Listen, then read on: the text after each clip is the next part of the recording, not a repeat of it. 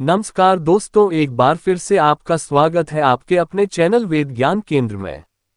आज हम भगवद गीता का 5वां अध्याय कर्म संन्यास योग के बारे में जानेंगे। इसमें भगवान श्री कृष्ण ने अर्जुन को कर्म और संन्यास के बीच का अंतर, उनका वास्तविक स्वरूप और जीवन में उनके महत्व को स्पष्ट किया है। इस अध्याय का मुख्य उद्देश्य ये बताना है कि मनुष्य को केवल कर्म छोड़ना ही मुक्ति का मार्ग नहीं है, बल्कि कर्म करते हुए भी भगवान में लीन होकर मोक्ष प्राप्त किया जा सकता है।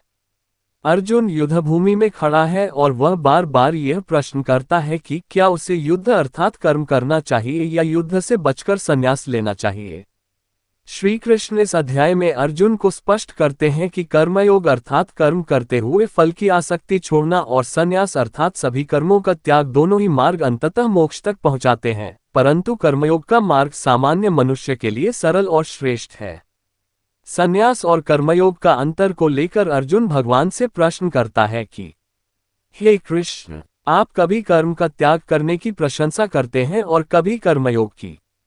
कृपा करके मुझे निश्चयपूर्वक बताइए कि दोनों में से श्रेष्ठ कौन है। इस पर भगवान श्री कृष्ण उत्तर देते हैं, संन्यास और कर्मयोग दोनों ही अच्छे हैं, किंतु यदि तुलना की जाए तो कर्मयोग अधिक श्रेष्ठ है, क्योंकि संन्यास का पालन करना हर किसी के लिए संभव नहीं है। मनुष्य के अंदर इच्छाएं, वासनाएं और कर्तव्य बोध होते हैं। यदि वह कर्म छोड़ भी दे तो मन उससे बार बार खींच लेता है।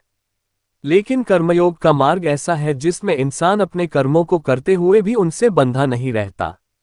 अर्जुन भगवान से पूछते हैं कि सच्चा सन्यासी कौन है, जिसके जवाब में भगवान श्री कृष्ण कहते हैं कि सच्चा सन्यासी वह नहीं है जो अग्नि त्याग दे या यज्ञ करना छोड़ दे, बल्कि सच्चा सन्यासी वह है जो अपने कर्मों को भगवान को समर्पित कर दे और अपने भीतर राग द्वेष का त्याग कर दे और फल की आसक्ति के बिना कर्तव्य कर्म करता रहे। इस प्रकार कर्मयोगी सन्यासी से भी श्रेष्ठ हो जाता है, क्योंकि वह समाज में रहकर परिवार का पालन करते हुए कर्म करके भी आत्मज्ञान प्राप्त करता है। अर्जुन द्वारा ज्ञानी और अज्ञानी की दृष्टि के बारे में पूछे जाने पर भगवान बताते हैं कि ज्ञानी मनुष्य की दृष्टि सब में समान होती है। वह ब्राह्मण, गधी वाले, गाय, कुत्ते या चांडाल सभी में एक ही आत्मा और परमात्मा का दर्शन करता है। ज्ञानी के लिए मित्र और शत्रु समान होते हैं, मान अपमान समान होते हैं, सुख दुख समान होते हैं। ऐसा ज्ञानी ही सच्चे अर्थों में योगी और सन्यासी कहलाता है।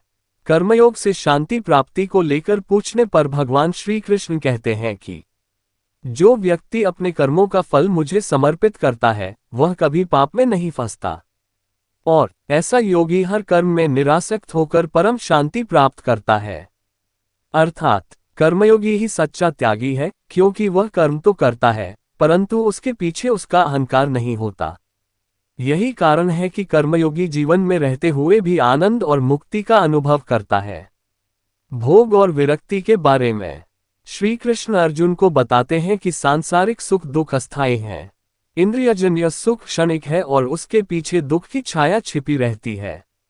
इसलिए ज्ञानी पुरुष इंद्रिय सुखों का त्याग करता है। वह भीतर के आनंद को खोजता है जो परमात्मा से मिलने पर प्राप्त होता है। आत्मानंद ही स्थायी है, वही मोक्ष का मार्ग है।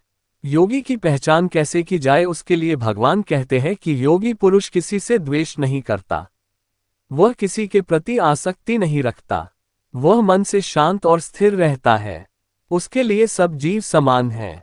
वह अपने सभी कर्म भगवान को अर्पित करता है।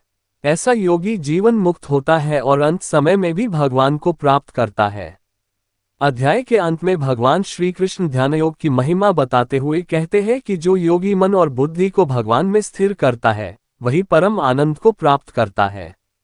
वह शरीर के बंधनों से परे हो जाता है, उसे किसी वस्तु की इच्छा नहीं रहती, वह हर समय भगवान में तृप्त रहता है। ऐसा योगी परम शांति को प्राप्त करता है और पुनर्जन्म के बंधन से मुक्त होकर सदा सर्वदा के लिए भगवान में लीन हो जाता है। इस अध्याय के गुणों को अपने जीवन में अपनाकर हम अपने जीवन को और अधिक सुखदायी बना सकते हैं। उसके लिए हमको कुछ बातों को अपने जीवन में अपनाना पड़ेगा।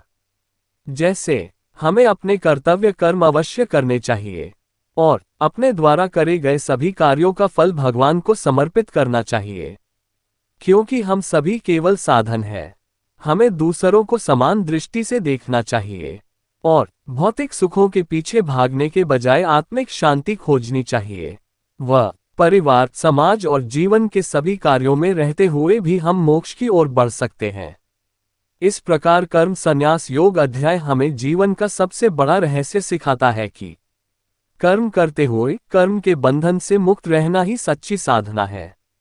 कमेंट करके बताएं कि आपको वीडियो कैसी लगी, और अगर वीडियो अच्छी लगी तो वो कमेंट करके जरूर बताएं और वीडियो को लाइक और शेयर कीजिए और ऐसी मजेदार वीडियो देखने के लिए चैनल को सब्सक्राइब कीजिए।